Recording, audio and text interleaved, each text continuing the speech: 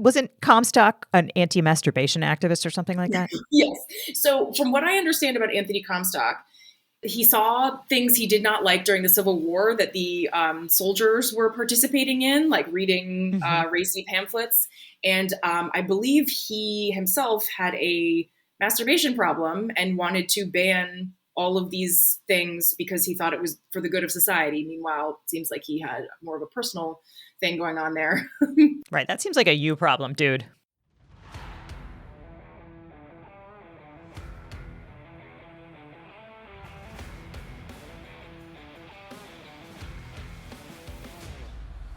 Welcome to Law and Chaos. This week, the Supreme Court heard oral argument in the medication abortion case.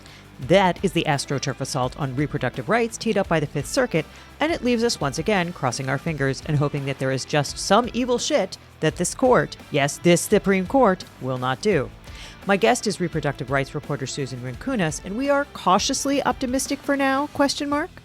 We've got a lot to cover, so let's get after it.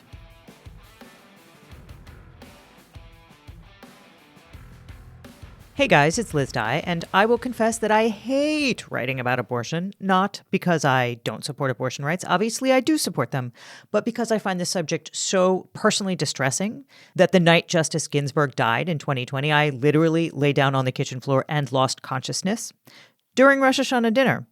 Because I knew in that moment that we were going to end up here staring down the very real possibility of a national abortion ban. This week, the Supreme Court heard oral argument in the case FDA versus Alliance for Hippocratic Medicine. And before we get to the main show, let's just tee up the case procedurally. So in 2019, Judge Matthew Kaczmarek, a rabidly conservative legal activist, was confirmed to the U.S. District Court for the Northern District of Texas and parked in the Amarillo Division. Amarillo is small, and so litigants who file there are more or less guaranteed to get Kaczmarek, which is why, about 5 minutes after he was confirmed, a consortium of anti-abortion activists calling themselves the Alliance for Hippocratic Medicine, who purported to represent the interests of anti-abortion medical professionals, incorporated in Amarillo. Some of these medical professionals are actually dentists, but whatever. They hate abortions, and they don't want you to be able to get one, and that's good enough in Texas. This association of medical professionals claimed to have been harmed by the FDA's approval in the year 2000 of a drug called Mifepristone, which is the most commonly used drug in medication abortions. Specifically, Mifepristone ends the pregnancy, and then the abortion is completed with a second drug called Misoprostol, which causes contractions that expel the embryo and placenta. In November of 2022, the Alliance sued the FDA and demanded a court order pulling Mifepristone off the market. Their theory was that anti-choice doctors were harmed because sometimes women who have medication abortions have side effects which send them to the emergency room, and then it hurts doctors' feelings to have to help them. Like, I'm not kidding. That is literally what they're saying. And that's not how standing works. You have to show that you yourself are injured and not in some speculative way. There are a long line of cases, both nationally and in the Fifth Circuit, rejecting so-called associational standing. That is, a group of doctors can't hold hands and say, there's a statistical probability that one of us is going to be harmed, so we all have standing, Judge. Like, that's not a thing. The plaintiffs also told a whole bunch of lies about the dangers from Mifepristone and also about the FDA process for approving it. Basically, they said it was approved under an emergency protocol and it cut corners, and so nobody knows if it's actually safe. In reality, the emergency protocol was used to impose even more onerous dispensing requirements on this drug, which has been used in Europe since 1988. But that did not matter to Judge Matthew Kaczmarek, who issued a nationwide injunction on Good Friday banning the drug entirely. It was not subtle. He excoriated the defendants for their so-called unscientific use of the term embryo or fetus. He said, jurists often use the word fetus to inaccurately identify unborn humans in unscientific ways. The word fetus refers to a specific gestational stage of development as opposed to the zygote, blastocyst, or embryo stages. In support of this, he cited a book by two Christian ethicists. He did not go on to use the terms zygote, blastocyst, embryo, or fetus, of course. He goes on. Because other jurists use the term unborn human or unborn child interchangeably, and because both terms are inclusive of the multiple gestational stages relevant to the FDA approval, 2016 changes and 2021 changes, this court uses unborn human or unborn child terminology throughout this order as appropriate. It would, of course, not be appropriate at all. We are talking about a drug which is only dispensed during the first 10 weeks of a pregnancy and is thus not a child. That's ridiculous. Anyway, that nonsense was on the first page of the order. Kaczmarek went on to say that the plaintiffs do too have standing, even though they, the doctors that is, don't take mifepristone or prescribe it to their own patients. In fact, he says they have the best standing of all because, quote, unlike abortionists, by which he means OBGYNs who actually treat abortion, who provide abortion care. He says, unlike abortionists suing on behalf of women seeking abortions, here there are no potential conflicts of interest between the plaintiff physicians and their patients.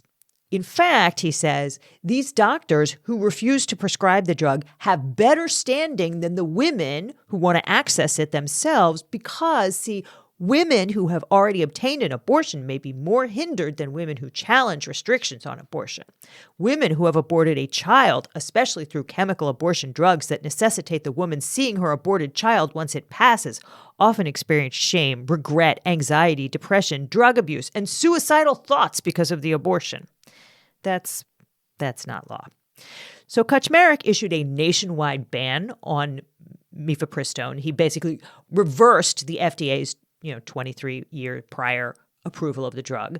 And the FDA immediately appealed to the Fifth Circuit seeking a stay. And, the Fifth Circuit is bad. It was bad before Trump appointed a lot of 40-year-old wingnut activists to it. Now it is terrible. The panel for the emergency appeal consisted of Judge Katarina Hayes, a George W. Bush appointee who would have granted the stay, and Judges Kurt Engelhardt and Andrew Oldham, two horrendous Trump appointees. So Judges Engelhardt and Oldham bought the plaintiff's fakakta theory of standing, saying not only have these doctors suffered injuries in the past, but it's also inevitable that at least one doctor in one of these associations will face a harm in the future, which is, again, not a thing. And they said that, quote, plaintiff associations have also suffered independent injuries because FDA's actions have frustrated their organizational efforts to educate their members and the public on the effects of mifepristone, which is contrary to all prior rulings that barred associational standing on the theory that, we're a group that hates this policy and you made us have to spend time hating the policy, so now we have standing. That's, again, not a thing, except it was in this Fifth Circuit ruling. The panel said it was too late to challenge the 2000 approval of the drug, though. They did acknowledge that statute of limitations is a thing. And since the statute of limitations here was 6 years, they said it was only permissible to attack the changes to the dispensing protocols that the FDA approved in 2016 and 2021. And then they made a bunch more gross noises about women bleeding all over those pristine emergency rooms and forcing Christ-fearing doctors to spend time dealing with icky lady parts.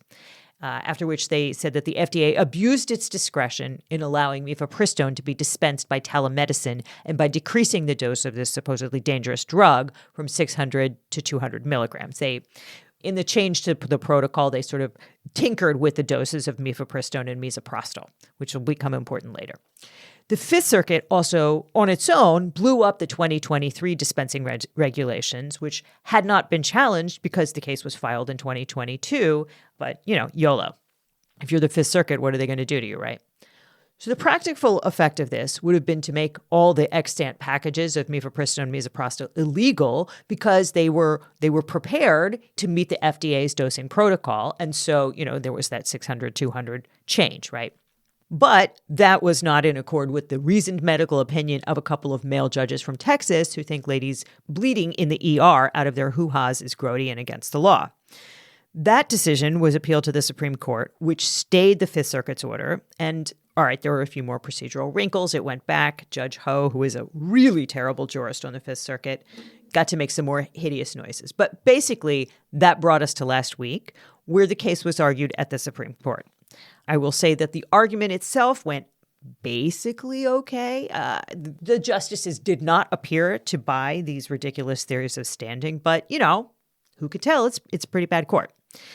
Okay, so that sets the table. I am very excited to get to the interview, but before we do that, let's thank some of our wonderful Patreons who support the show at patreon.com/lawandchaospod or on Substack at lawandchaospod.com. So from Substack, thank you to Joshua, Ty Golden, La Finaud, Teresa Gomez, Zach, Erica, Ellen K. Abraham, Aaron, Mel, Mandy, William, Jevin, Brian, Anne, Castiel 1, Dan, Gwyn, Ian, Peter, and Craig. And from Patreon, thank you to Dennis, Sarah, Brian, everyone up north in Soviet Kanukistan, Auden, Greg, Tom, Last Boy Scout, the exhibits in Smith v. Torres are wild. Indeed they are. Jason, Snunkpoople, George, and again, Teresa Gomez. I see you, girl. Thanks. So if you are a subscriber at Patreon or on Substack, you will get to hear the show without any ads. And if you are not, maybe you want to consider subscribing now because you will get to listen to this show ad-free. If not, we will talk to you in just a second after we pay some bills.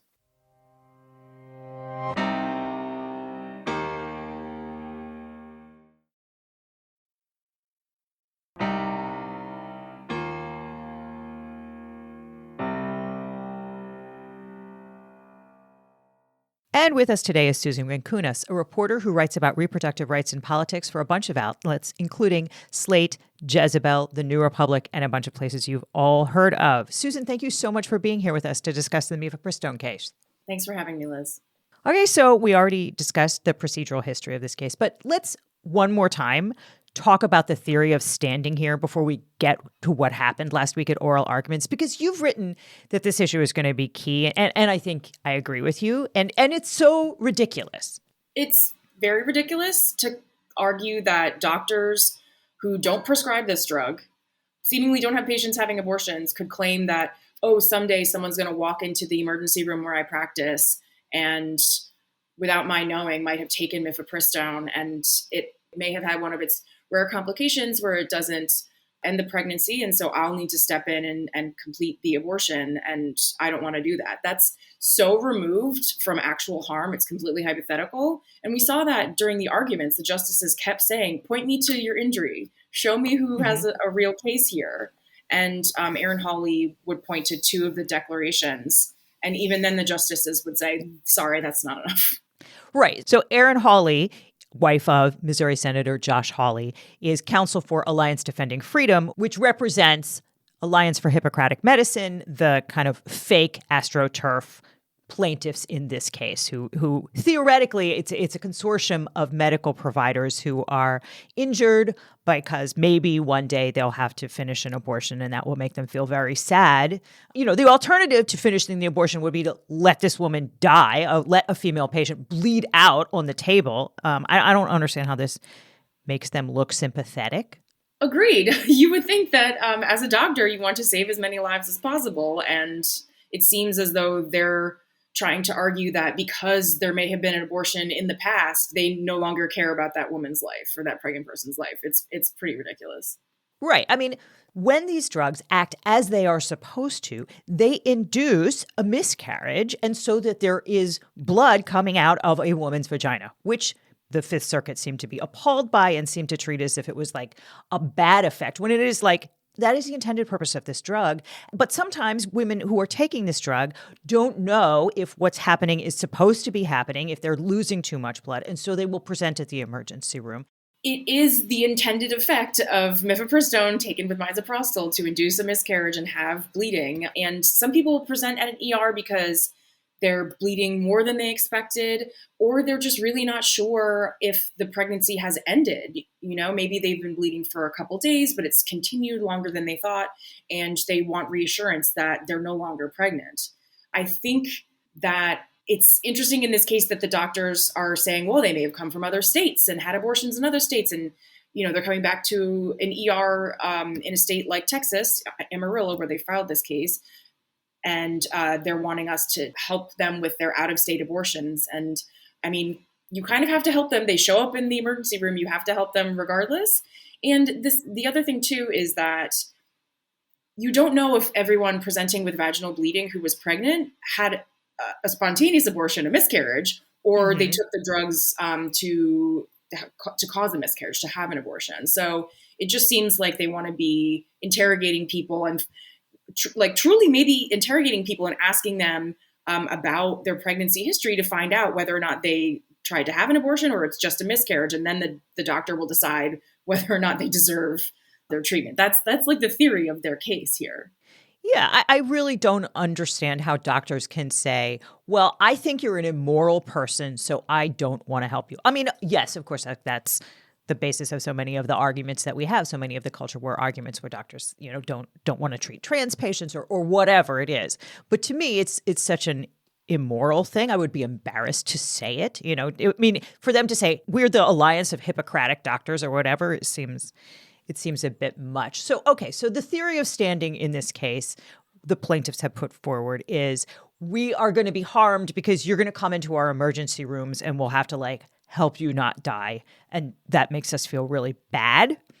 But it seemed to me that the court didn't buy it. They absolutely didn't buy it. And one of the reasons is going back to what you were just talking about, doctors objecting to care, there are conscience laws throughout the country that say medical providers can, based on, conscience reasons, I would imagine a lot of them are religious. Being but assholes. Being for asshole reasons, right. Right. I'm an asshole. I would rather let you die. That's my conscience objection. Yeah. So, and there's healthcare facilities build staffing plans around this.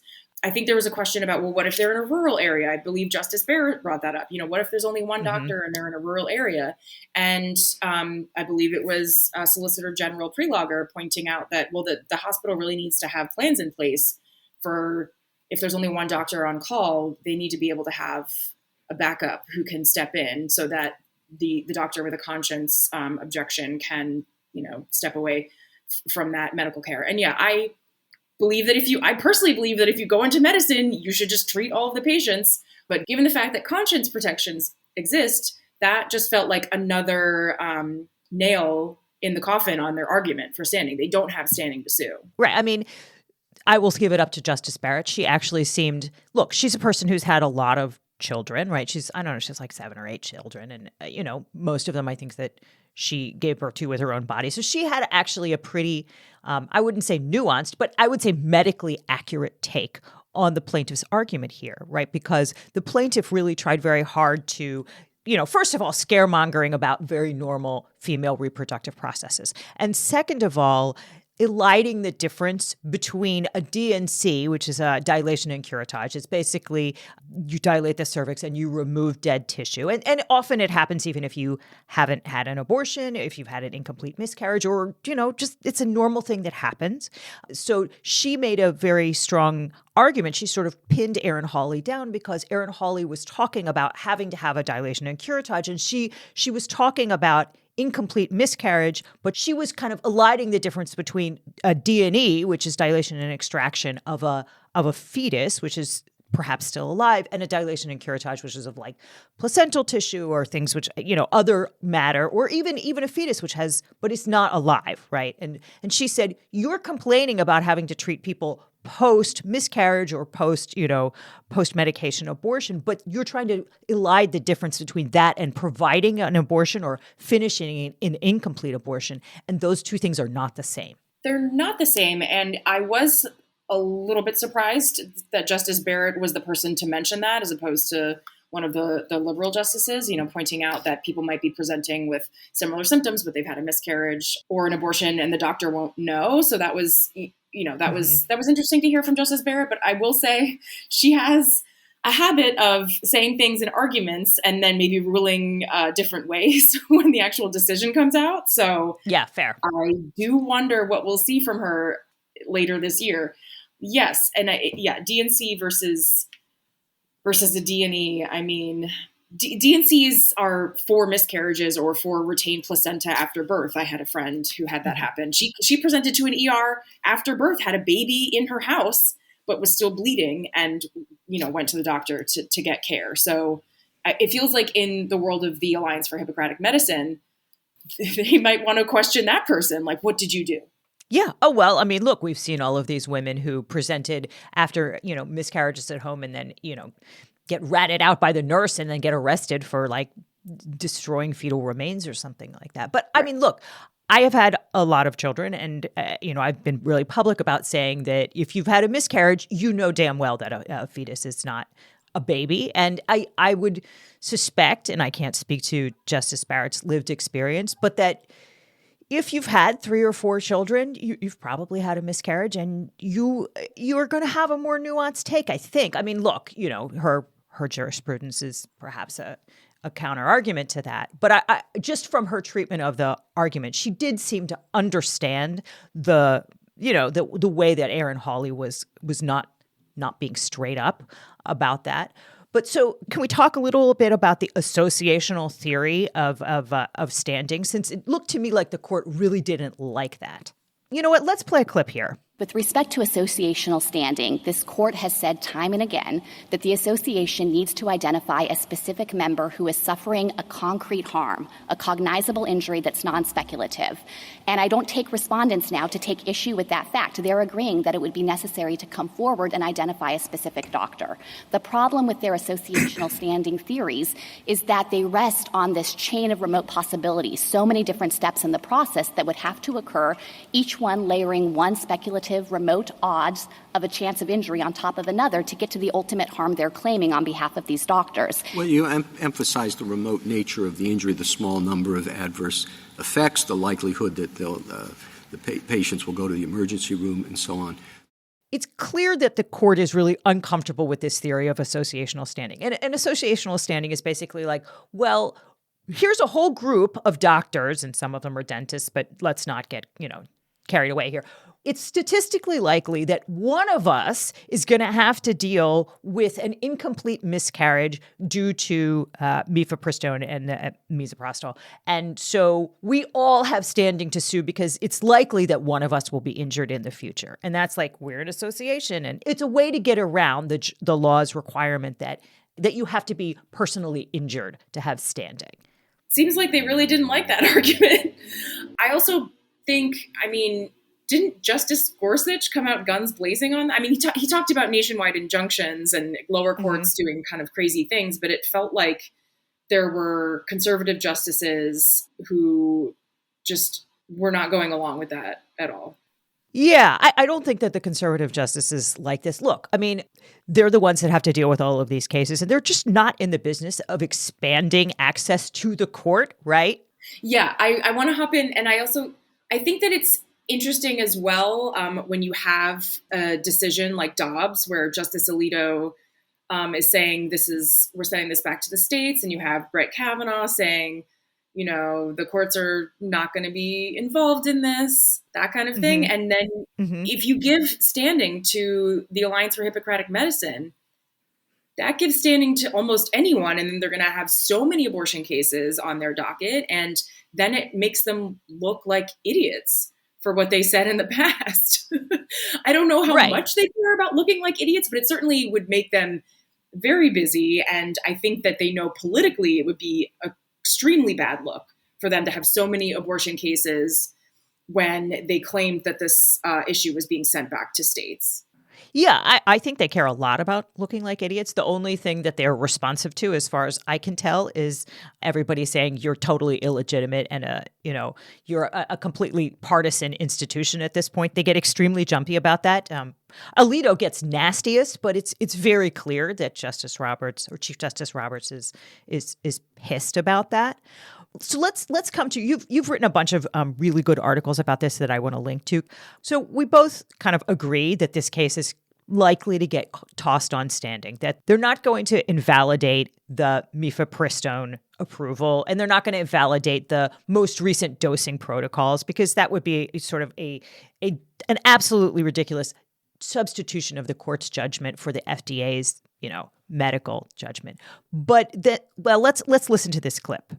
Shouldn't the FDA have at least considered the application of 18 U.S.C. 1461? So I think that the Comstock provisions don't fall within FDA's lane. FDA, under the FDCA, can only maintain restrictions under the REMS program if it's necessary to ensure safe use. In 2021, what FDA determined is you don't need in-person dispensing for safe use, so the FDCA did not independently require that REMS restriction, and in fact, it couldn't be imposed once FDA had made that determination. Now, that doesn't affect other sources of law. FDA was not affirmatively approving mailing in violation of Comstock, even if you interpreted it that way, and we don't think it means what respondents suggest it means. But at the very least, I don't think that it was FDA's responsibility to consider that, nor could it have permissibly considered that under the statute. I found it quite interesting that Justice Alito chose to cite the Comstock Act by its statute number 18 USC 1461. And then it was the Solicitor General Prelogger who, in her response to his question, said, "Oh yeah, the Comstock Act. Okay, we don't think that that applies." Do you want to give us a little background on the Comstock Act? Absolutely. So it's a law that some more fringe activists had been citing in the past year or two, and then more recent. And when I say fringe, we can get into that: Jonathan Mitchell, Mark Lee Dixon, those guys. And then in, I would say maybe in the past 6 months, people may have heard of Project 2025, the Presidential Transition Project, led by folks from the Heritage Foundation and other allied conservative groups. And they are telling the next president that they can enforce a nationwide ban on abortion pills and possibly all abortions, which we can get to, just by enforcing this law from 1873. So what does the law say? The law says, well, first of all, it was an anti-obscenity law, and it's not just about abortion. It prevents the mailing or possession of obscene, lewd, lascivious material. And it does say specifically materials and devices that can be used for abortion or contraception, although those sections were removed in 1971, but there's still a risk to contraception, which another thing we can get to later. But it could affect things like porn, sex toys, lingerie, and then also abortion-inducing drugs like Mifepristone. Wasn't Comstock an anti-masturbation activist or something like that? Yes. So from what I understand about Anthony Comstock, he saw things he did not like during the Civil War that the soldiers were participating in, like reading racy pamphlets. And I believe he himself had a masturbation problem and wanted to ban all of these things because he thought it was for the good of society. Meanwhile, it seems like he had more of a personal thing going on there. Right. That seems like a you problem, dude. Yes. Not clear that all of society was going to hell because of this stuff. But yes, he got Congress to pass this law and they named it after him. He became a postal inspector. He was able to rummage through people's mail. And this is how certain contraceptive activists, including both Emma Goldman and Margaret Sanger, got wrapped up in criminal charges over information and devices that they were trying to disseminate to people so that they could plan their family size. Because before this, people were having, lots and lots of kids and maybe dying in childbirth. And there were activists who were trying to help people understand how to prevent pregnancy. Yeah, as I remember it, Margaret Sanger sued to import diaphragms and won, right? Mostly when this law has been challenged, it hasn't held up, right? Because it's clearly, look, we're not going to ban, we're not going to ban pornography. That's ridiculous. That's a First Amendment violation. I don't even think that this court would do it. And I don't know how far this court would go, but every time that this law has been challenged, it's fallen. Nobody believes that the Comstock Act is basically good law. And particularly, as I recollect as well, with respect to Mifepristone, I think Congress authorized it to be sent by mail in 2007. So I'm not sure how that this is still good law with respect to this. Like, yes, it may still be on the books, but since 2007 is after 1873, one would assume that the later statute is the one that we should follow. But maybe I'm not a Supreme Court justice. I don't understand these things. You're not an unelected wizard in a robe serving for life. So one could even argue that approving the drug in the year 2000, overrides the Comstock Act, because that meant manufacturers were shipping it to doctors, right? If it can't be sent through the mail, how do you square the approval from all the way back in 2000 and successive, labeling updates after that? Like it's an absurd argument, but unfortunately, Judge Matthew Kaczmarek in the Amarillo district said, yeah, great argument, let's go. Granted, that was after the Dobbs decision and Comstock hadn't been enforced in at least 100 years and was considered dead law while Roe was on the books. And then once it was overturned, people were floating this legal theory as something that magically had sprung back to life because there were no federal abortion protections. But only a district judge has said the Comstock Act is valid. Not even the Fifth Circuit said that it was valid. I believe it was just in a concurrence from Judge James Ho in August 2023, where he said he was receptive to the Comstock Act argument, but that was not the majority holding. That was his concurrence, which was wild in its own ways.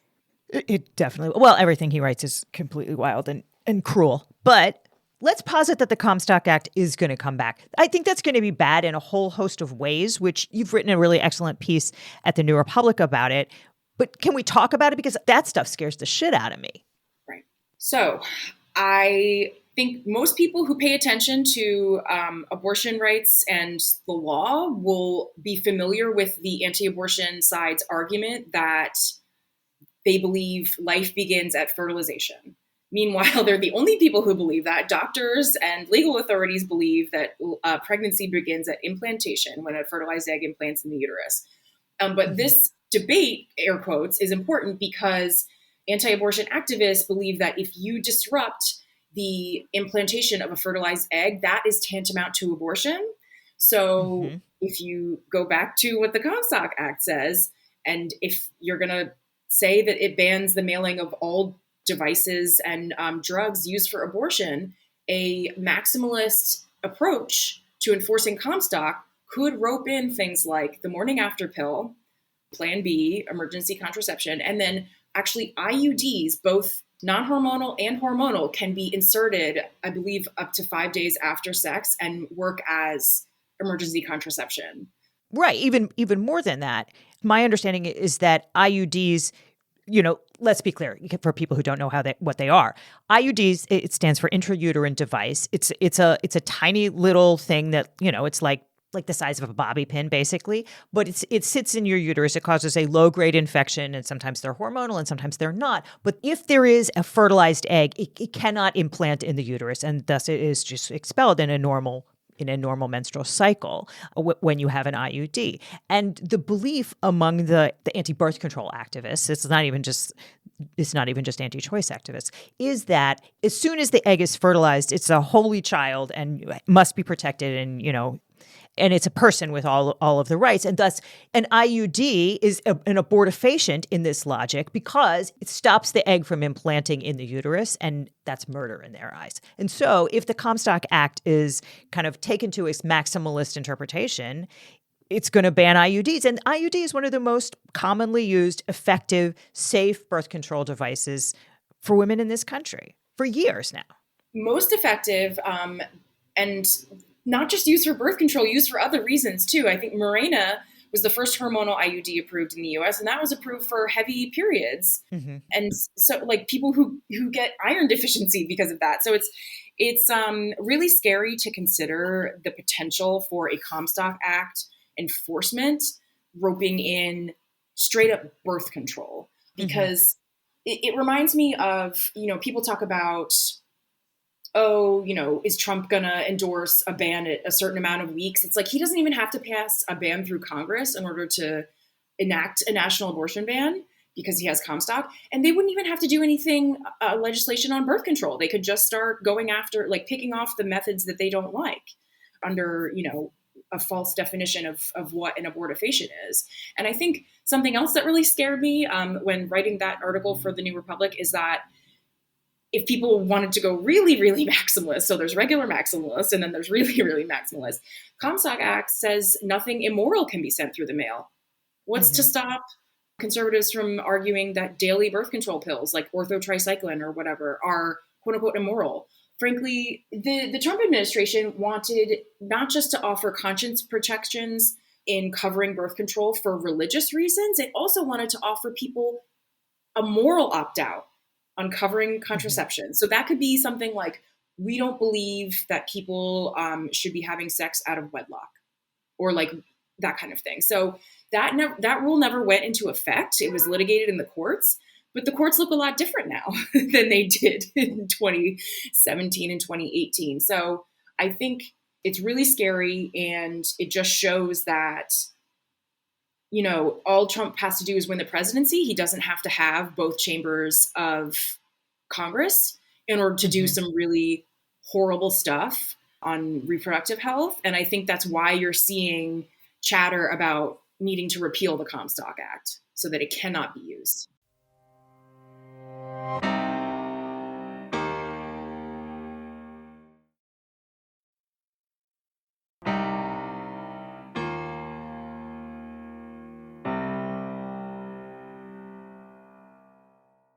So let's talk about the calls to repeal the Comstock Act, because I do see that that's starting to kind of be on our side. Like, hey, sound the alarm here. We got to get rid of this. We got to get this law off the books before the Republicans start doing crazy shit.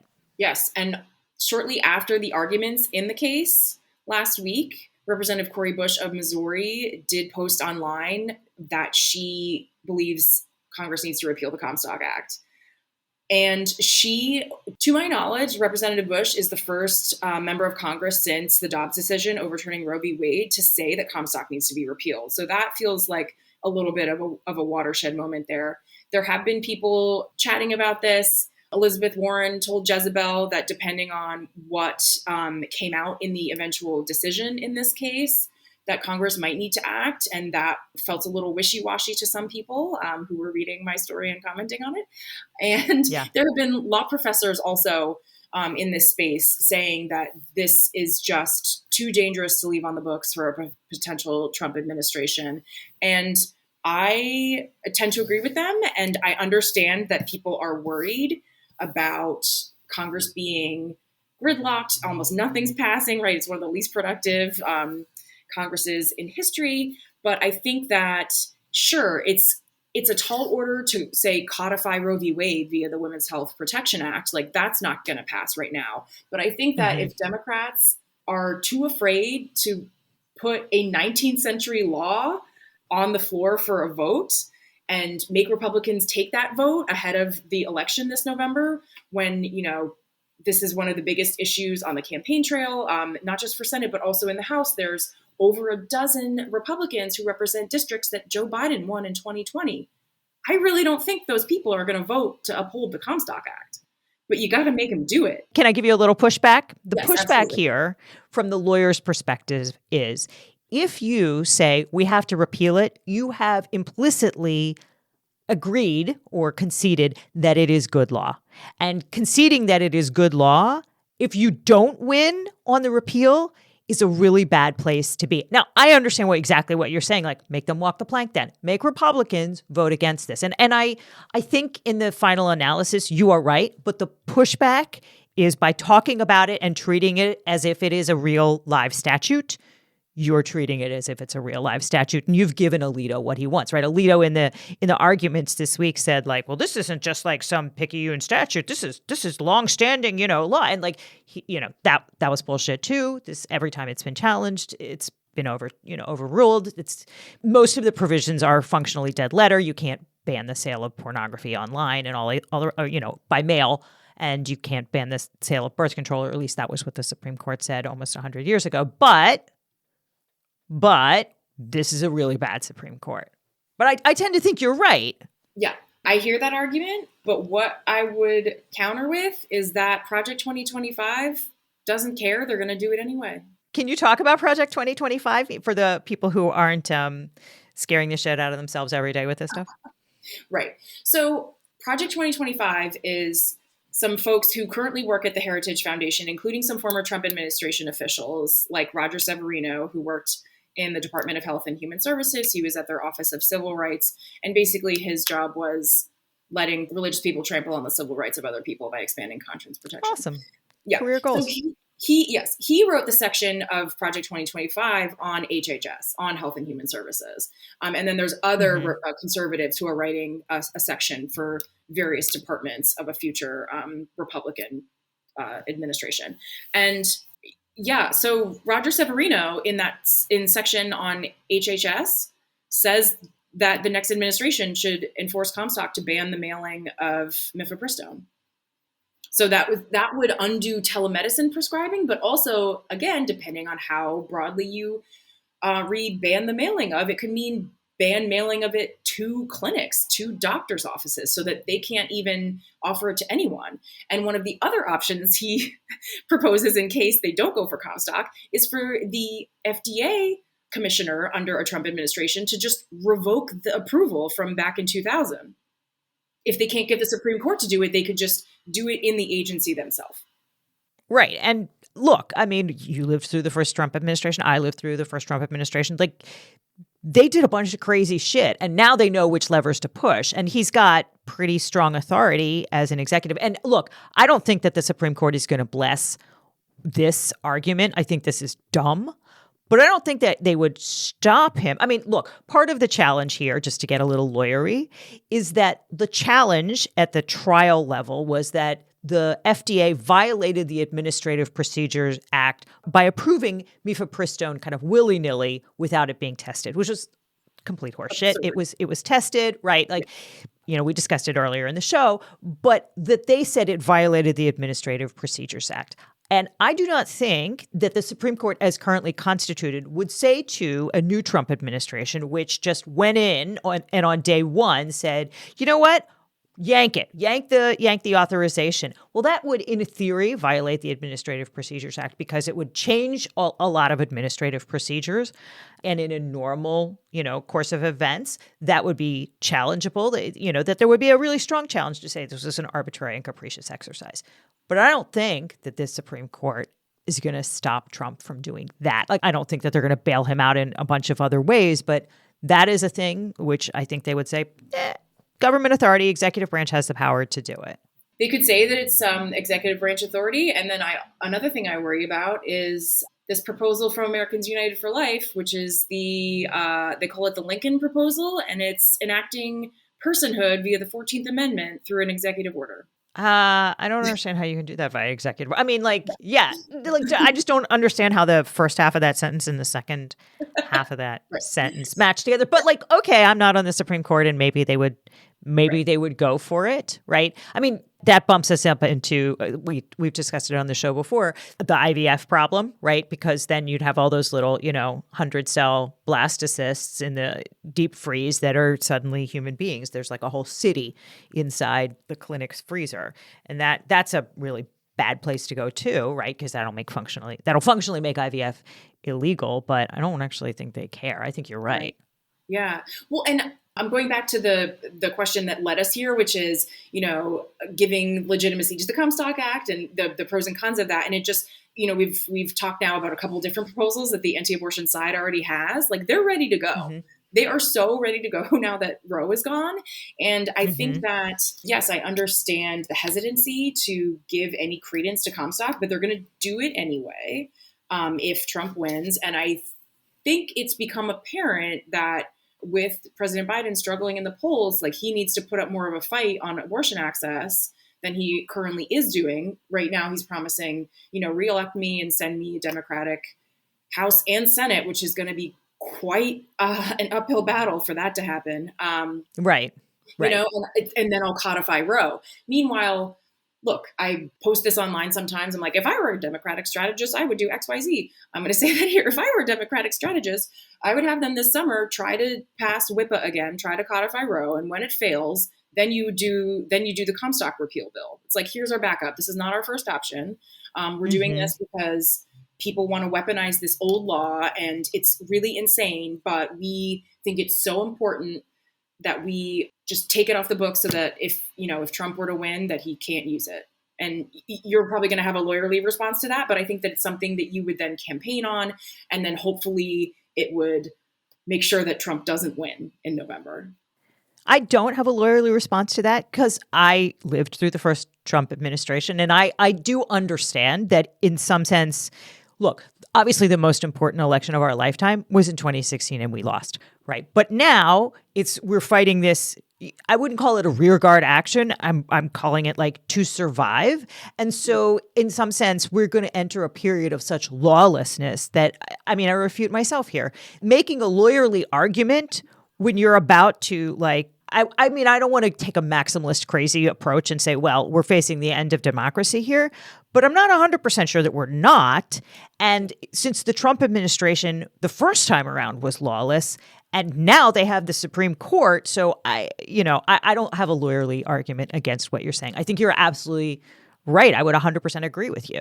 Well, and thank you. Love to hear that. Yes, I love to hear my fear that the world is coming to an end confirmed. Who doesn't? Yeah, great times. Well, the other thing is there's a way around this question of giving Comstock legitimacy. You could, in fact, wait until after you see what the Supreme Court says, so that you're not tinkering while they're still considering the case. But I kind of worry that if it's only two justices, Alito and Thomas, saying that they are open to, they're Comstock curious or whatever, that if they're open to doing Comstock curious. Yeah. then that sort of takes the wind out of the sails of any effort to repeal it. Yeah.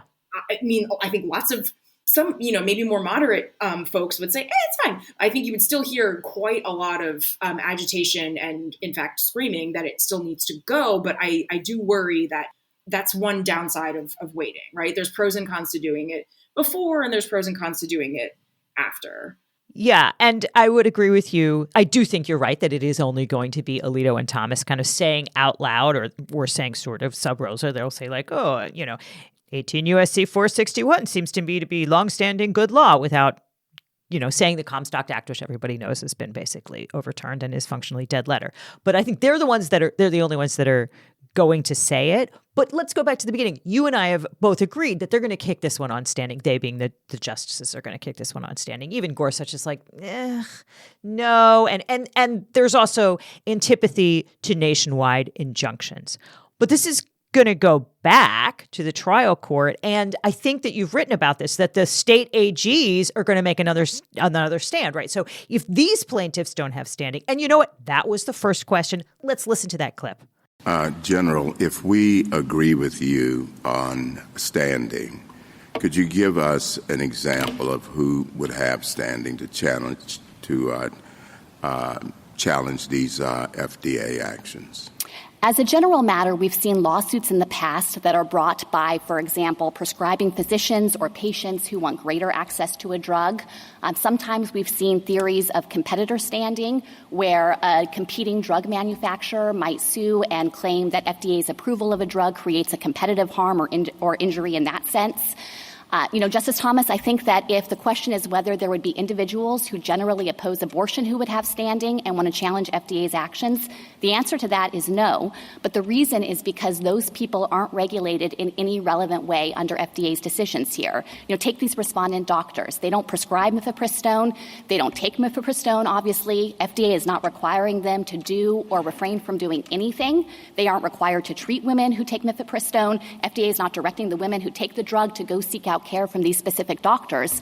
And so they stand at a far distance from the upstream regulatory action they're challenging. And the court has said in many cases that in a situation like that, when you are not the direct object of the agency's regulation, it can be substantially more difficult to establish standing. Okay, so that's Justice Thomas, the first question.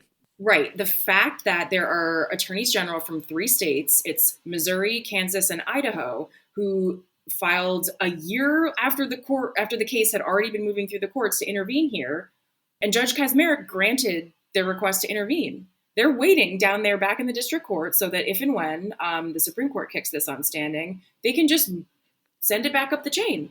And that would take long enough that it could potentially be argued during a second Trump administration, when the Supreme Court doesn't have a looming election on their hands and they're much less concerned about political blowback.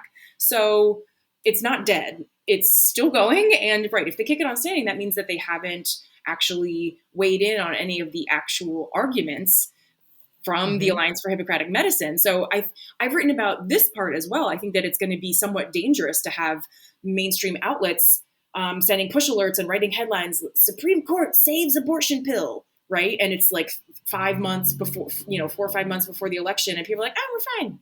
It's great. Yeah. Just because these plaintiffs don't have standing doesn't mean that there isn't going to be another plaintiff, right? So, and in fact, there is, right? The state attorneys general are down there they're waiting in Judge Kaczmarek's courtroom for him to say, you know what? All right, let's hear this, because you state AGs do have standing to challenge the FDA authorization. And then we can repeat this exercise in a year and maybe we'll have a different result. And look, as we all know, it's not given that any of these judges is going to be there, right, in a second Trump administration.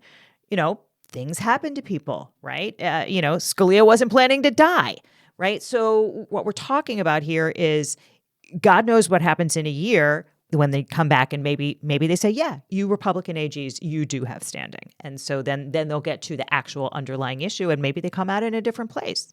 It could come from those AGs in this case. And then if, we're in a world where there's a second Trump administration, they could be enforcing the Comstock Act, and it doesn't even matter what happens with this case. The abortion pill could be already banned. Right. Like when they let the Texas bounty hunter abortion law go into effect, so that they could have it like just sitting there kind of making chaos until they got around to Dobbs and overruling the right to an abortion. We're almost done here. So last question. Is there any good news at all? The good news is that nothing changes with access to Mifepristone right now. And assuming that the Supreme Court does what a lot of people think it will do and kick this case on standing, that means in June or whenever they get to it, their decision drops that, again, nothing will change with the abortion pill then. So if you're someone who is going to need an abortion in the coming months, you can get the pills if you live in a state where that's still legal. And then there are shield laws in states like New York, Massachusetts, and California that are allowing providers based in the US to prescribe pills to people in states with bans. So that's the good news. I think, actually, I do want to say, in a twisted way, I think it's a little bit of good news that Alito and Thomas brought up Comstock in the arguments. Yeah. And then more people wrote about it. I hear you. Yeah. So that more people know about it, because I think that in order for people to feel exercised about this and for their representatives to do something about it, I think people need to know. And unfortunately, if those two justices think something is a good idea, a lot of the country is going to say, I oppose whatever they said. So right. Or, Comstock Act has always been kind of a joke. It's been a punchline. It's like, oh, yeah, like the Comstock Act, haha, like that, anti-masturbation, anti-porn law. And if the Republicans are going to start to treat it as a real thing, I actually think Alito announcing it and Thomas announcing it and saying, hey, we're really going to do this. We're doing this crazy shit. It's not a bad thing for, because then it makes people like us who are like sounding the alarm. It reinforces what we're saying. Absolutely. It's, we're not just over here screaming. They take it seriously. The Heritage Foundation and Project 2025 take this seriously. So if you're not going to listen to the people who said that Roe v. Wade was going to be overturned, listen to Justice Alito and Justice Thomas. They're telling you. Oh, all right. Well, that's the last time I'm ever going to say on this show, listen to Justice Alito, because that was painful. But I'm so glad you came to talk to me about this. And I hope you will come back in June when I hope that there is decent news on this front. And then we can discuss how it gets framed as Supreme Court saves abortion. But yes, thank you so much for having me. I'd love to come back. Law and Chaos Podcast is a production of Raise Up to Media, LLC, is intended solely as entertainment, does not constitute legal advice, and does not form an attorney-client relationship. This show is researched and written by Liz Dye and produced by Bryce Blankenagel. Law and Chaos Pod, copyright 2024, Raise Up to Media, LLC, all rights reserved.